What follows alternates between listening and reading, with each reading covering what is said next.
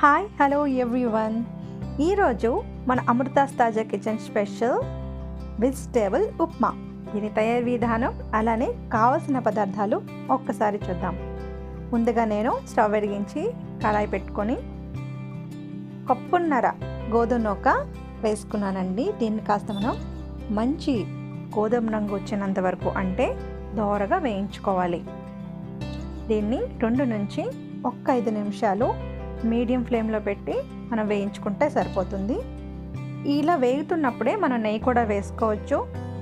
నెయ్యి టేస్ట్ ఇష్టం లేని వాళ్ళు ఎవరైనా సరే నెయ్యిని హ్యాపీగా స్కిప్ చేసేయచ్చు. సో గోధుమ నూక మనకి రెడీ అయిపోయింది. ఇప్పుడు మనం మళ్ళీ ఆయిల్ వేసుకోవాలి. ఒక 3 టేబుల్ స్పూన్ల ఆయిల్ వేసుకుంటున్నాం. ఎందుకంటే ఉప్మా అంటే కాస్త ఆయిల్ పడుతుంది, మరి తప్పదు. సో ఇప్పుడు ముందుగా 1/2 టీ స్పూన్ ఆవాలు, తర్వాత 2 టీ స్పూన్ల పచ్చిశనగపప్పు, అలానే ఒక గుప్పెడు వేరుశనగ పలుకులు కూడా వేస్తున్నాను. అలానే 1/2 టీ స్పూన్ జీలకర్ర. ఇవన్నీ వేసి వీటిని చక్కగా దోరగా వేయించుకోవాలి. ఇవన్నీ కూడా మనం పోపులైతే కనుక సిమ్లోనే వేయించుకోవాలి, అప్పుడే టేస్ట్ బాగుంటుంది. అలానే వెల్లుల్లి అల్లం దంచి వేసుకున్నానండి, పేస్ట్ కాదు. ఎందుకంటే పేస్ట్ కూడా వేసుకోవచ్చు, బట్ ఈ విధంగా దంచి వేసుకుంటే టేస్ట్ చాలా బాగుంటుంది. సో ఇప్పుడు వీటిని కాస్త దోరగా వేయించుకుందాం. అలానే 2 రబ్బల కరివేపాకు కూడా వేస్తున్నాను చూడండి. ఇప్పుడు ఇందులో ఇవి మంచిగా వేగిపోయినాయి కదా. ఇప్పుడు ఇందులో నేను 1/2 కప్పు ఉల్లిపాయలు తరుగు వేస్తున్నాను. ఇదేంటంటే ఒక పెద్ద ఉల్లిపాయ అయితే 1, చిన్న ఉల్లిపాయలు అయితే 2 తరుక్కుంటే సరిపోతుంది. ఇవి కూడా మంచి గోల్డెన్ బ్రౌన్ కలర్ రావాలన్నమాట. వస్తేనే ఉప్మా మనకి చాలా టేస్టీగా ఉంటుంది.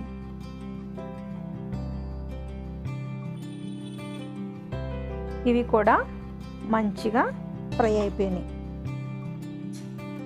చూసారా, ఈ విధంగా ఇలా ఉండాలన్నమాట. ఇప్పుడు వీటిలో నేను వెజిటేబుల్స్ యాడ్ చేస్తాను. 1 కప్పు బంగాళదుంపలు కూడా వేసుకున్నాను.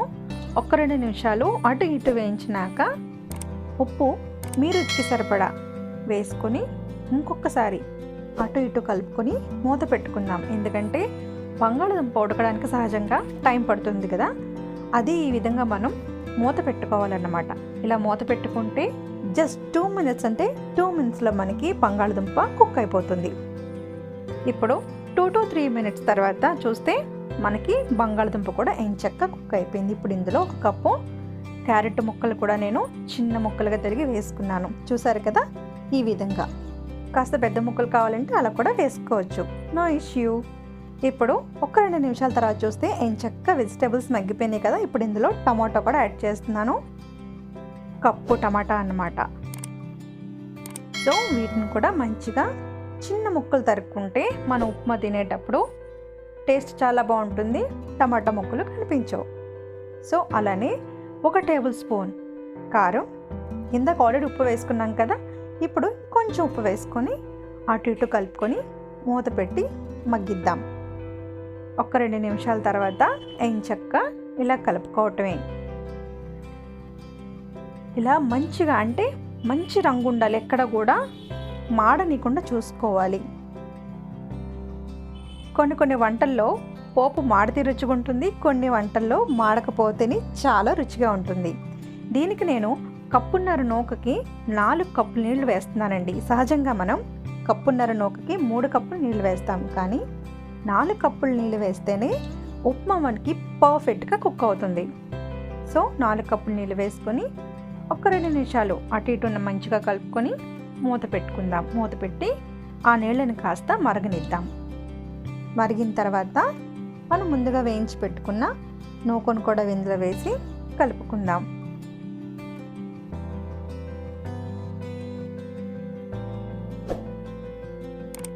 నాకు ఉప్పు సరిపోలేదో ఇంకాస్త నేను యాడ్ చేశాను. మీకు ఇంతకు ముందు కూడా చెప్పాను కదా, ఉప్పు మీ రుచికి సరిపడా.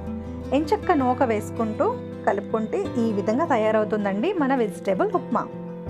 ఇంకేముంది, దీన్ని ఒక ప్లేట్లోకి తీసుకొని మన ఫ్యామిలీ అంతటికి వేడివేడిగా వడ్డించడమే.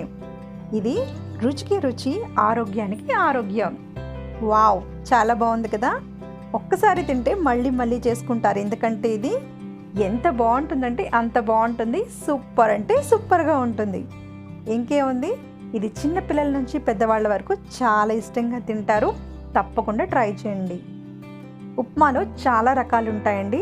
ఇది మీకు నేను చూపిస్తుంది వెజిటేబుల్ ఉప్మా మాత్రమే. మీకు మసాలా ఉప్మా ఇవి కూడా నేను చూపిస్తాను. చూడండి, చిన్నపిల్లలు కూడా వద్దు అనకుండా ఎంచక్కా తినేస్తారు. చాలా బాగుంటుంది. తప్పకుండా ట్రై చేయండి. మా రెసిపీస్ కనుక మీకు నచ్చినట్లయితే లైక్ చేయండి, షేర్ చేయండి, అలానే సబ్స్క్రైబ్ కూడా చేయండి. మీ వాల్యుబుల్ కామెంట్స్ని మాకు తెలియజేయండి. Thanks for watching.